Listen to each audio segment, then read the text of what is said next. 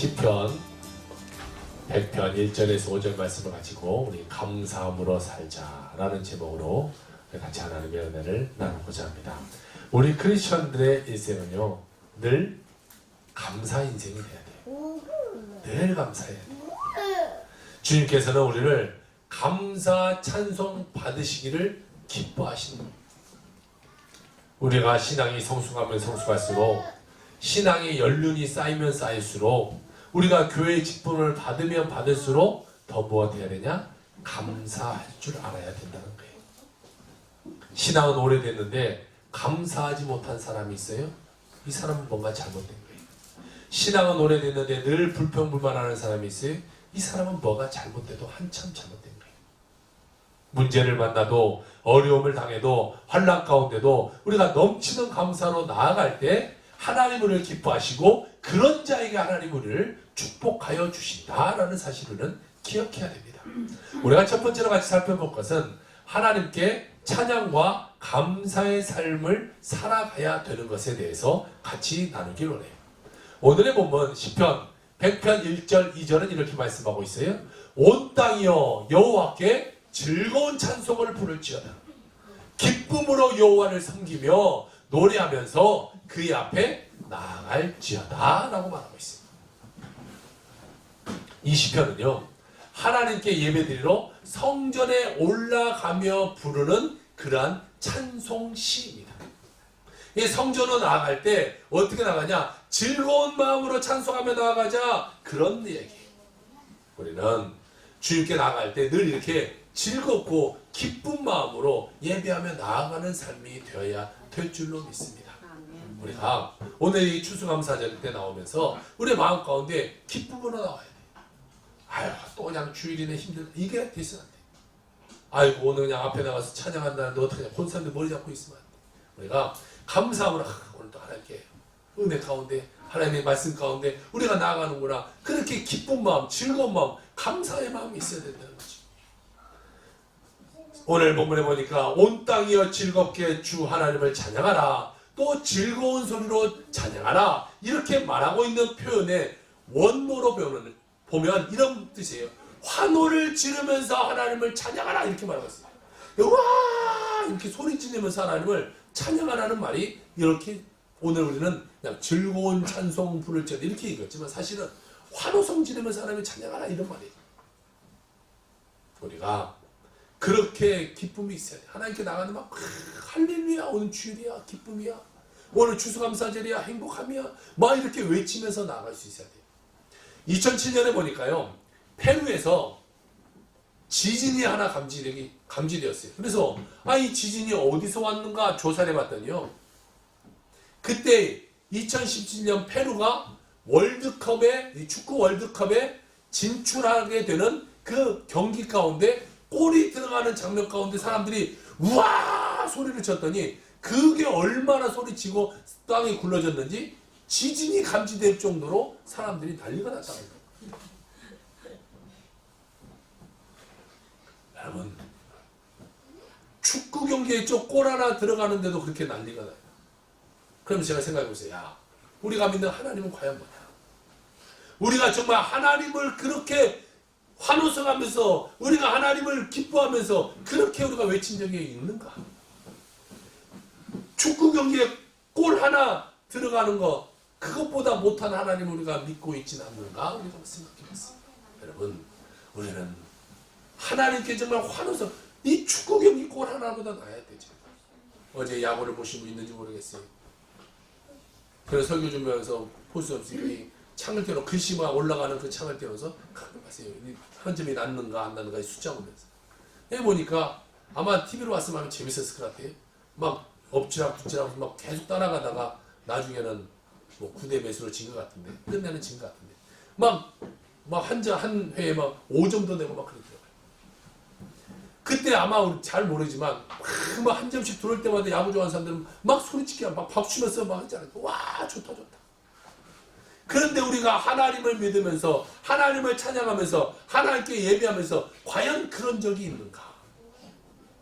우리가 오늘 추수감사절인데 우리가 추수감사절로 하나님께 주님 감사합니다 외치는 그 감격이 어느 정도의 환호성인지 우리가 우리가 사실 한번 돌아볼 수 있어요.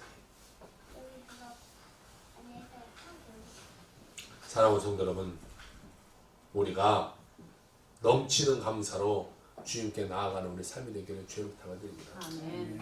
축구 골보다 나은 하나님, 야구공의 그 한 점보다 나은 하나님이 되어야 되죠. 우리가 믿는 하나님. 우리가 호흡하는 그날까지 우리 입에서는요 감사 찬송 이것이 끊어지면 안 돼요.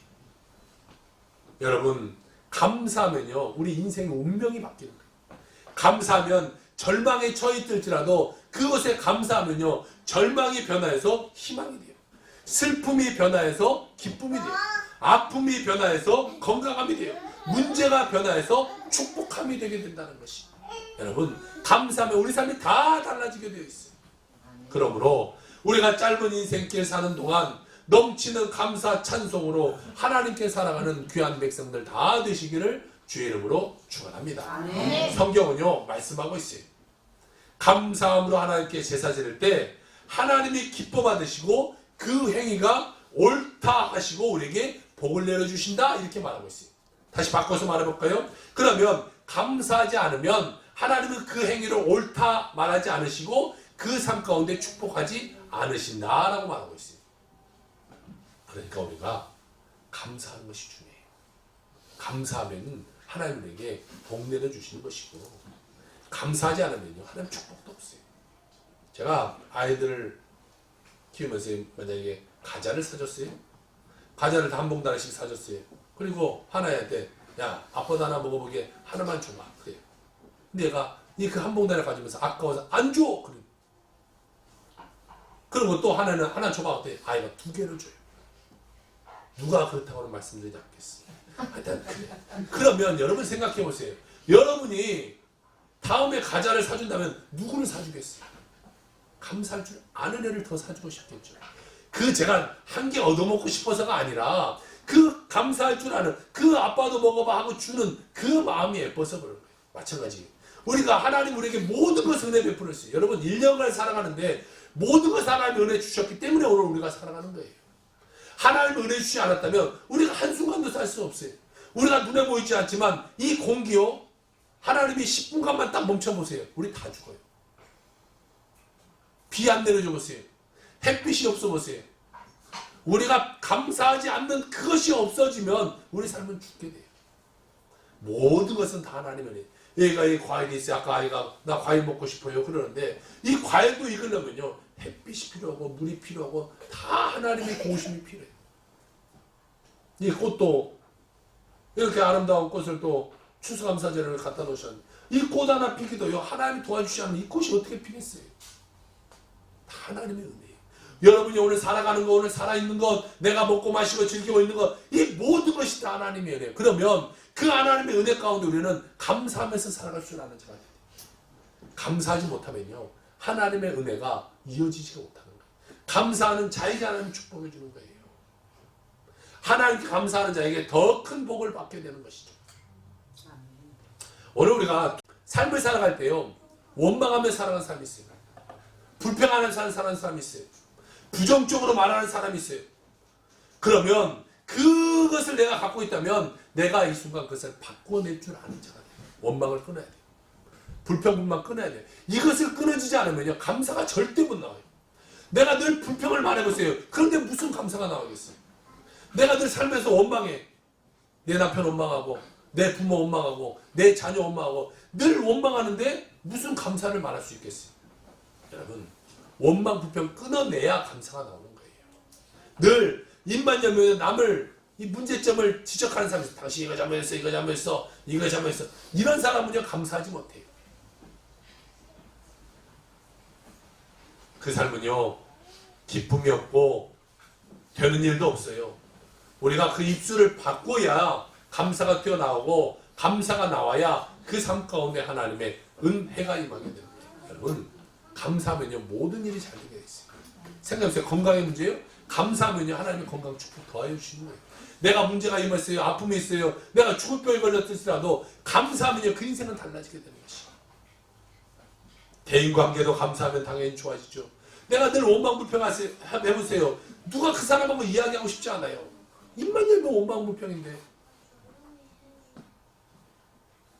그런 사람하고요 함께하고 싶지 않아요. 막 듣기만 해도 막 짜증이 나요. 원망불평하고 있으면 그 하루 내내 기분이 별로 좋지 않아요. 원망불평 끊어야 돼. 아무리 어떤 어려움이 있어도요 원망불평 끊어야 돼. 저와 함께 가면서 원망불평 하신 분도 있어요. 끊지 마요. 원망불평 끊으세요. 그만하세요. 아니 자기만 그것이 아니라 그게 전달돼요. 제가 여기서요 원망불평 한번 해본다면 여기 다 마음이 다 우울하게 되죠. 뭐 기분이 좋겠어요. 아니 다른 자기도 망하고 남도 망하고 이게 대인관계가 되지 않아요. 원망불평하면. 내가 하는 일에 정말 아름다운 열매가 맺혀지려면요 감사해야 돼요. 범사에 합력하여 선을 이루어낼 때 감사할 때 하나님의 은혜가 우리에게 임하게 되는 것이죠. 1960년 신앙의 자유를 얻기 위해서 영국에서 102명의 청교도가 이 메이플라워호를 타고 65일간을 항해해서 미국 동부에 있는 매사추세츠 폴리머스라는 지역에 도착하게 됩니다. 이때 이 102명이 배를 타고 왔는데 이 102년을 기념해서 만든 빌딩이 뭐냐? 뉴욕에 있는 이 엠파이어 스테이트 빌딩이 102층으로 되어 있어요. 그 102명을 기념해서 만든 빌딩이에요. 자, 그들이 미국에 들어왔어요. 그래서 그의 첫 겨울을 지내는데 그들이 지내보지 않은 환경이잖아요. 너무 큰 해가 추웠어요. 그래서 102명 중에 44명이라는 사람이 거기서 그 해 겨울을 지내지 못하고 죽습니다. 대부분 약한 사람이 죽었겠죠. 아이들, 부인들 이런 사람들이 많이 죽었어요. 그들은 이 폴리머스 지역에 도착했을 때 가장 먼저 한 것이 무엇인가를 봤더니 그들이 그 지역에 도착했을 때 가장 먼저 한 것이 교회를 짓는 것이었어요. 그리고 하나님께 예배하는 것이었어요. 이들은 신앙을 찾아왔기 때문에 여기서 예배의 삶, 믿음의 삶 그것으로 시작하게 됐어요. 그리고 봄이 되었어요. 저들이 나가서 농사를 짓기 시작하는데 이들이 농사를 안 지어봤잖아요. 농사 안 짓는 사람이 가서 농사를 짓는데 질 수 있겠어요? 저 같은 사람이 가서 농사 지으면 짓겠어요? 못 짓죠. 집에 있는 그 블루베리 하나도 저는 집에서 못 열게 만들어요. 두 그루가 있는데 한 번도 따먹어본 적이 없어요. 이게 안 돼. 자, 그런데 그 사람들이 그거 사서 농사하는데 되겠어요? 안 되지. 그래서 그 원래 살고 있는 원주민들에게 부탁해서 당신들이 와서 우리 좀 도와달라. 농사법을 좀 알려달라. 그래서 원주민들이 와서 농사법을 알려줘요. 그래서 농사를 졌는데 농사가 잘 되지 못하죠. 그래서 별 볼 일 없는 이 추수를 갖게 됐어요. 그런데 그들이 많지 않은 그 추수품을 가지고 하나님께 감사 예배를 드리기 시작합니다. 그것이 추수감사절의 시작이 되게 된 것이죠. 그들은 어려움이 있었잖아요. 65일간의 그 배의 항해, 그리고 44명의 죽음, 그리고 영국에서의 그 박해, 농사가 제대로 안 되는 그 작은 예물들. 그렇지만 그것을 가지고 원망불평하지 않아요. 여러분, 그 똑같은 걸 가지고 원망불평하면 얼마나 불평하는 것이 많겠어요. 하나님 우리의 신앙의 자유를 가져야 되는데 왜 영국에서 우리를 탄압해서 이 땅까지 오게 합니까? 왜 죽게 합니까? 왜 농사도 안 되게 합니까? 불평할 것이 얼마나 많았겠어요. 그런데 그들은요 한마디 불평하지 않고 그들에게 주어진 것에 하나님께 감사해요. 그리고 이 그들을 도와줬던 원주민들을 불러다가 감사 같이 먹을 것을 나누고, 그리고 고기가 필요하기 때문에 그때에 이 칠면조를 잡아서 같이 3일 동안 나눠 먹는 것이 유래가 돼서 지금도 이 미국에서는 추수감사절 때 이 칠면조를 잡잖아요. 그래서 저는 오늘 우리 잡으려고 한번 했는데 칠면조 파는 데는 찾았는데 구워줄 데가 없더라고요. 조만간 몇 년 후라도 구워줄 데가 찾아봐야 필리핀 나와요. 구워주는 건 필리핀밖에 안 나와요. 필리핀에서 구울 수도 없고. 그래서 우리나라 국장이 이 구워줄 때도, 근데 통을 사자니 지금 뭔가 우리가 여기서 굽기는 좀 그런가 하고. 우리가 좀 더 교회가 가지고 마당도 생각을 막 확 구워가지고 온 동네에 그냥 막 이 칠면조 냄새를 풍기는 그런 날이 왔으면 좋겠어요. 자, 그래서 막 그 같이 그들이 나누는 거예요. 그것을 가지고 나누었던 그 삶, 그 감사, 그것이 우리의 추수감사절의 계기가 됩니다. 그 감사가요, 미국의 건립 이념이 되는 것이, 그리고 기독교의 정신이 되는 것이. 여러분, 우리가 오늘 살아가는데 감사로 살아야 돼요. 원망불평하면 안 돼요. 내게 주어진 것, 모든 것이 하나님의 은혜잖아요. 감사잖아요. 그런데 우리가 원망불평하며 살아가면 안 돼요. 늘 감사로 살아가는 자가 되어야 돼요. 그런데 이 감사는 언제 드리냐? 내가 잘되고 평안하고 이럴 때 감사하는 것이 감사가 아니에요. 진짜 감사는 언제 감사해야 되겠어요? 안 될 때. 내가 문제 생길 때, 어려움 당했을 때, 병들었을 때. 자, 그럴 때 하나님께 감사할 줄 알아야 돼요. 그게 진정한 감사예요. 힘들 때 감사하는 것. 성경에 보니까 과부가 2렙돈을 헌금해요. 다른 사람들 막 오늘도 추수감사 봉투 막 헌금하는데 한 과부 나서 이 우리나라로 따지면 200원 헌금했어. 200원. 돈이 없어서 200원 헌금했어. 근데 주님이 뭐라고 하느냐? 이 과부가 여기서 가장 많은 예물을 드렸다 말했어요. 왜? 그 여인은요, 그것이 자기가 쓸 수 있는 전 재산. 내가 많이 있어서 나머지 때 하나님께 많이 드린 것보다 이것이 그녀의 전 재산인 거예요. 2렙돈, 2동전 2개가 전 재산인데 그 전 재산을 다 내놓는 거예요. 하나님이 그를 축복해 주십니다. 여러분, 우리가 힘들고 어려울 때 드리는 그것이 진짜 감사한 거예요. 고난 중에 드리는 감사가 진짜 감사라는 것을 여러분 잊지 말길 바랍니다. 그러니까 어려움을 당하든지 문제를 당하든지 아픔이 찾아오든지 가족이 누가 아프든지 억울한 일을 당하든지 뭐 고난에 처하든지 우리는요 늘 주님께 나와서 감사 찬송할 수 있는 자들이 되어야 될 것입니다. 여러분, 늘 그런 감사 찬송으로 살아가는 여러분의 인생이 되기를 주의 이름으로 축원합니다. 두 번째는요, 우리를 지으신 하나님에 대해서 같이 은혜 나누고자 합니다. 오늘 100편 3절을 우리 같이 한번 읽어봅시다. 시작. 여호와가 우리 하나님이신 줄 너희는 알지어다. 그는 우리를 지으시니요 우리는 그의 것이니 그의 백성이요 그의 기르시는 양이로다. 할렐루야. 아멘.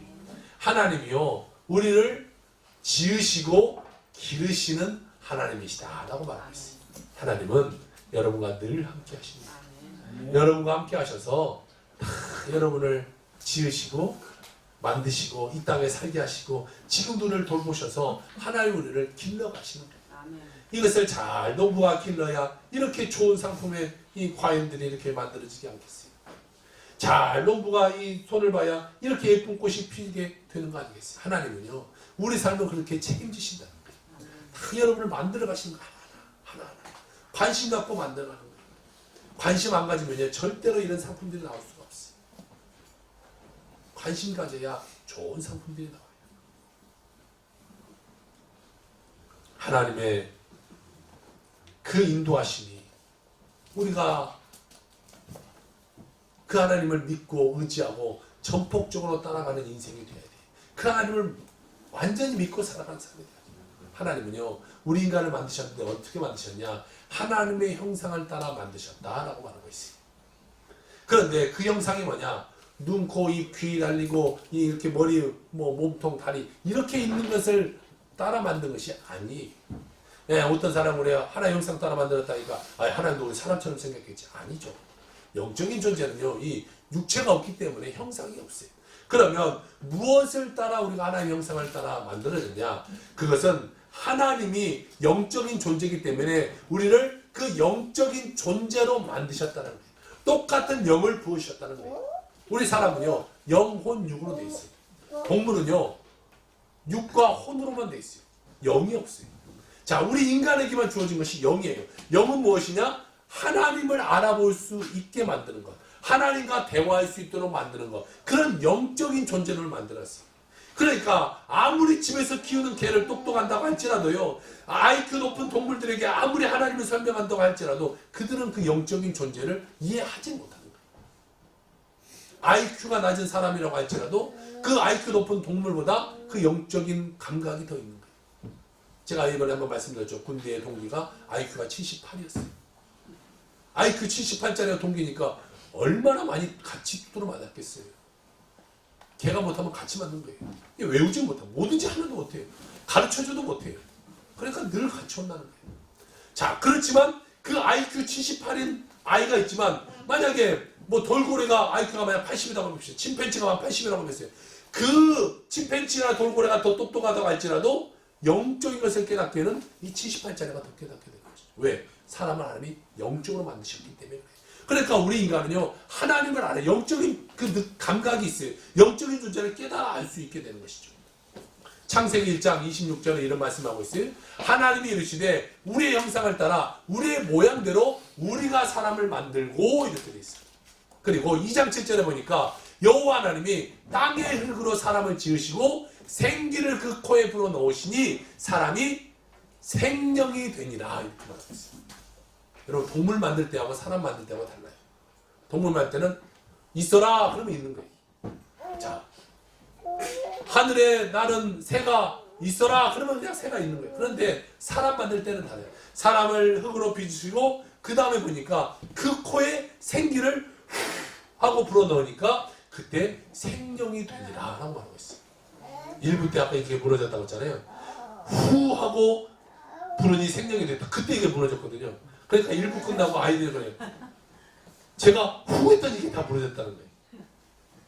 후 한다고 무너진 것이 아니라 때마치 계속 무너졌던 거고.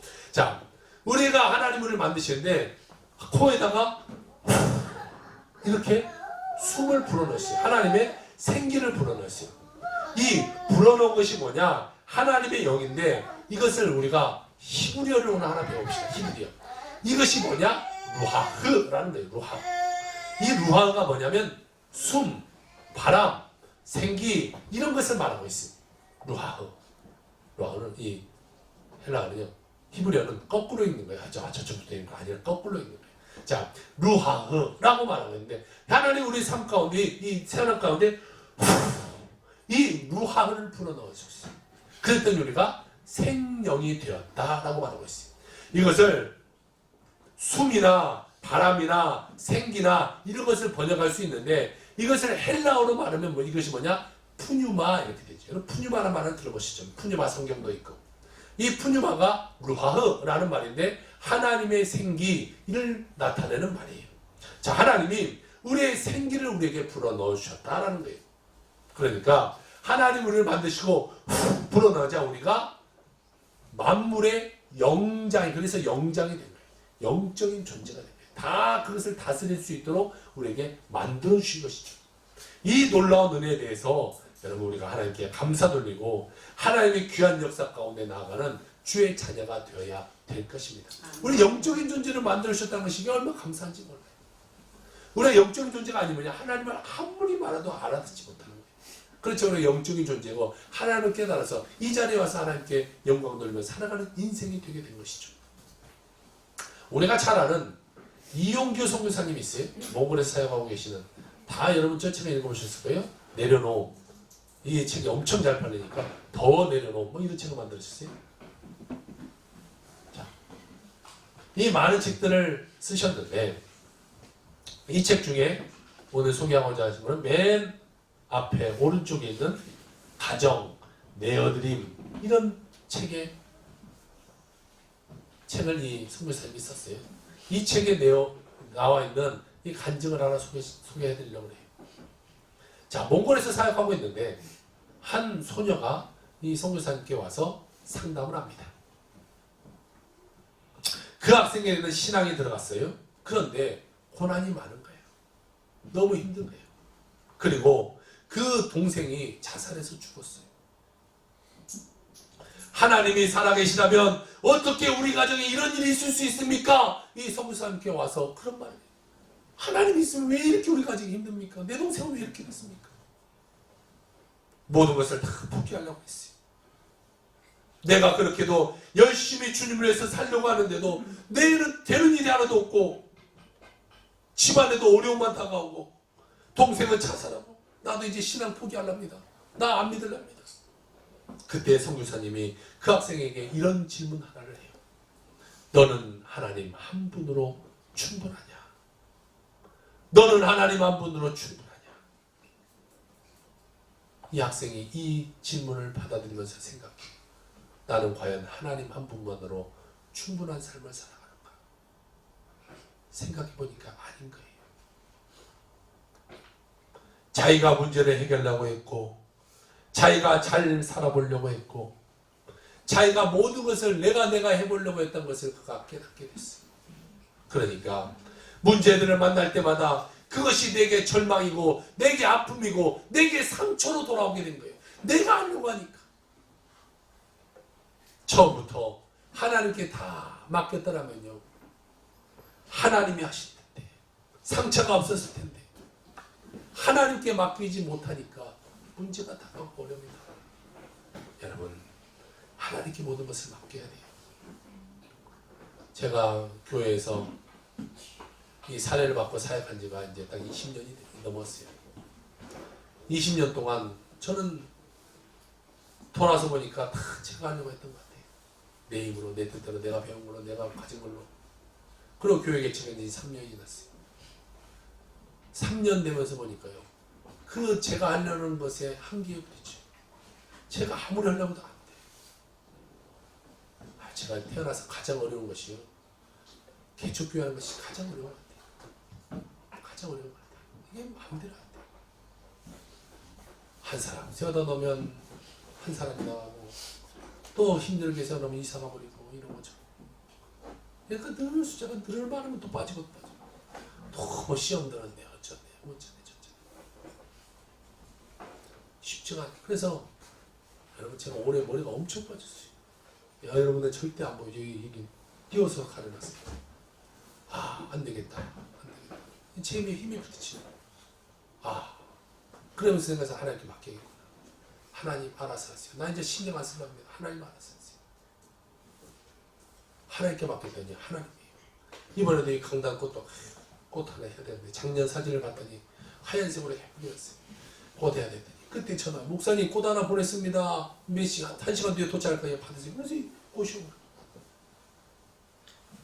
하나가 하신, 오늘 또 이 점심에도요, 오늘 육개장도 나오고 막 나갈 텐데, 어제 새벽 1시, 12시 반이 됐는데 아는 분이 전화 왔어요. 주무십니까? 안 자는데요. 저 지금 가니까 30분만 기다리세요. 그럼 왔더니요, 여기 지금 이 갈비탕 한 박스, 육개장 한 박스, 뭐 만두 한 박스, 3박스를 갖고 왔어요. 내 주소감 사진이라면서요. 목사님 이거 갖다가 쓰세요. 그래갖고 또 이렇게 했어. 그분이 어디서 왔냐? 일산에서 왔어요. 일산에서 우리 이 주소감 사진을 한다고 새벽 1시에 왔다가 와서 콜라 하나 같이 먹고 새벽 1시 반에 출발해서 다시 일산으로 갔어. 얼마나 감사해요. 그냥 우리가 신경 쓰면 되는 것이 아니라 하나님께 맡기면 해결되는 거예요. 하나님 아시니까. 여러분, 오늘 여러분 각자에게 한번 물어보기를 바랍니다. 너는 하나님 한 분으로 충분하냐? 야, 누구야? 너는 하나님 한 분으로 충분하냐? 하나님 한 분으로 만족하냐? 여러분, 나는 하나님 한 분으로 만족합니다. 하나님 한 분으로 충분합니다. 고백할 수 있는 여러분의 삶이 되길 주의 이름으로 축원합니다. 그러면요, 하나님이 상처, 문제, 어려움 모든 걸 하나님이 해결해 주시는 거예요. 하나님께 안 맡기니까 해결 안 되는 거예요. 하나님만이 홀로 존귀하시고 모든 것을 이루시는 전능의 하나님을 믿는다면 하나님께 맡길 수밖에 없는 거예요. 여러분, 오늘부터 여러분의 삶을 다 하나님께 맡기세요. 하나님께 맡겨요. 어떤 문제가 있어요? 하나님께 맡겨요. 내가 하려 하지 말고 하나님께 맡기세요. 그러면 하나님이 해결해 주시는 거예요. 문제도 맡기고, 내 가정도 맡기고, 자녀도 맡기고, 사업도 맡기고, 물질도 맡기고, 모든 거 그냥 주님께 다 맡기세요. 주님이 하시도록 다 맡기세요. 그러면 하나님이 그때 일하시는 거예요. 하나님의 은혜가 임하는 거예요. 우리가 늘 하나님 한 분으로 만족할 수 있도록 감사 찬양이 넘쳐나는 삶을 살아가는 여러분 귀한 인생 되길 주 여러분으로 부탁을 드립니다. 마지막 세 번째로 선하심과 인자하심을 감사하는 인생이 되어야 된다라는 것이, 오늘 100편 4절을 같이 한번 4절 5절을 같이 한번 읽어봅시다. 시작. 감사함으로 그 문에 들어가며 찬송함으로 그의 궁정에 들어가서 그에게 감사하며 그의 이름을 송축할지어다. 여호와는 선하시니 그의 인자하심이 영원하고 그의 성실하심이 대대 이르리로다. 할렐루야. 아멘. 선하신 하나님이라고 말하고 있어요. 여호와는 선하시다. 선하신 하나님이라는 것은요, 흠이 없는 하나님이다. 모든 것을 다 할 수 있는 하나님이다 라는 것을 이야기하고 있습니다. 여러분, 우리가 믿고 따르는 하나님은요, 완벽한 하나님이에요. 모든 것을 다 해결할 수 있는 하나님이 되는 것입니다. 모든 불완전한 것을 다 고치셔서 완벽하게 만드시는 분이 우리 하나님인 거예요. 그러므로 여러분, 믿음이란 무엇이냐? 믿음은 나를 포기하고 하나님께 맡기는 것이, 내 주권을 내가 포기하는 거예요. 사업이든 뭐든 내 가정이든 내가 거기서 내가 하려고 하지 말고 내가 나를 죽이고 그것을 하나님께 아예 맡기는 거예요. 지난주도 말씀드렸죠. 맡겼으면 의심하지 않는 거예요. 여러분이 통장에 은행에다 맡겨놓고 날마다 가면서 내 돈 찾아주세요. 한번 확인합시다. 이렇게 합니까? 안 해요. 맡겨놓으면 끝나는 거예요. 나중에 찾을 때 찾으면 되는 거예요. 우리 인생 그런 거예요. 맡겨놓으면 되는 거예요. 하나님께 맡겼으면요, 또 하나님 봅시다, 또 찾아봅시다, 또 이게 아니라, 이건 믿음이 아니라 하나님께 맡겼으면 하나님이 아실 수 있도록 끝까지 그냥 믿고 나가는 거예요. 이것이 믿음인 거죠. 우리를 사랑하신 그 놀라운 사랑에 인하여 여러분은 감사해야 돼요. 늘 감사해야 돼요. 여러분, 우리의 삶을 보면 얼마나 문제가 많아요. 상투투성이, 문제투성이. 그런데 우리를요, 하나님이 하나님의 그 권능으로 자녀 삼아주시고 우리에게 구원하여 주시고 천국 백성 되게 만들어 주셨으니 여러분, 얼마나 우리 삶에 감사합니까? 늘 감사해요. 아니, 우리가 지옥 백성 되는데 천국 백성 만드는 거 얼마나 감사해요. 우리가 잘난 게 뭐 있습니까? 남들보다 나은 게 뭐 있어요? 사랑할 만한 구석이 뭐 있어요? 자격이 뭐 있어요? 그런데 하나님 우리를 사랑하시는데 무조건적인 사랑으로 사랑하시는 거예요. 그냥 사랑하시는 거예요. 그냥. 부모가 자기 자녀 사랑하는데 뭐 예뻐서 사랑하고 잘해서 사랑하는 거 아니잖아요. 그냥 무조건 사랑인 거예요. 하나님 우리를 무조건 사랑하는 거예요. 죄졌음에도 불구하고 못났음에도 불구하고 허물 많음에도 불구하고 우리를 사랑하시는 거예요. 여러분, 그러므로 우리는 하나님께 감사할 줄 아는 자가 돼요. 진짜 감사해야 돼요. 오늘 이 추수감사 봉투 헌금 하나 내는 것으로 끝나는 것이 이런 감사가, 진짜 내 마음에 감사가 넘쳐나야 돼요. 여러분, 소아조로증이라는 병을 들어보셨어요? 이 병은요, 25,000분의 1의 확률로 발병을 하게 됩니다.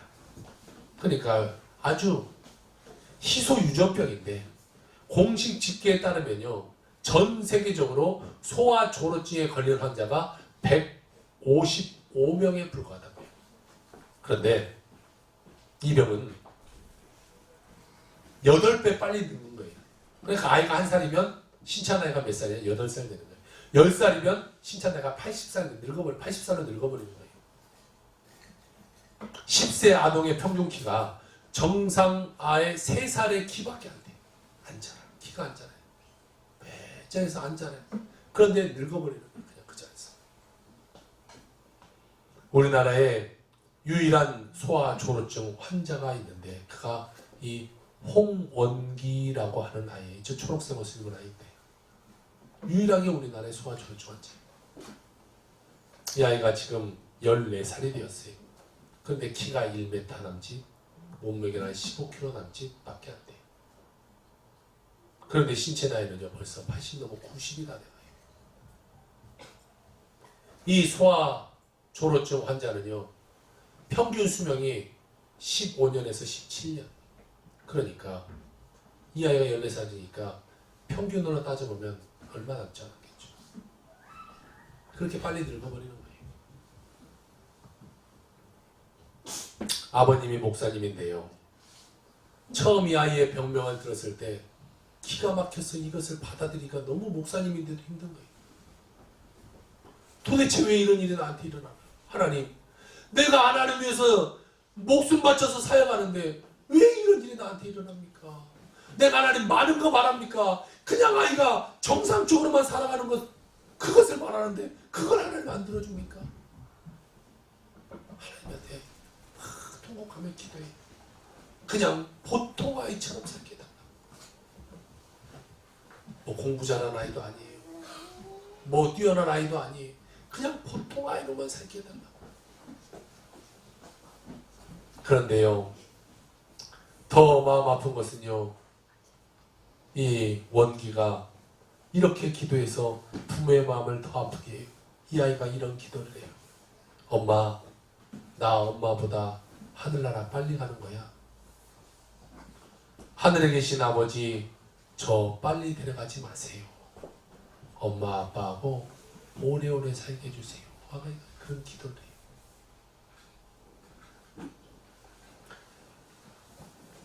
그렇지만 시간이 흘러가면서 죽음 또한 하나님의 섭리다라는 것을 이 가족이 받아들이기 시작해요. 지금 살아있는 것에 감사하자. 오늘 살아있으면 감사하자.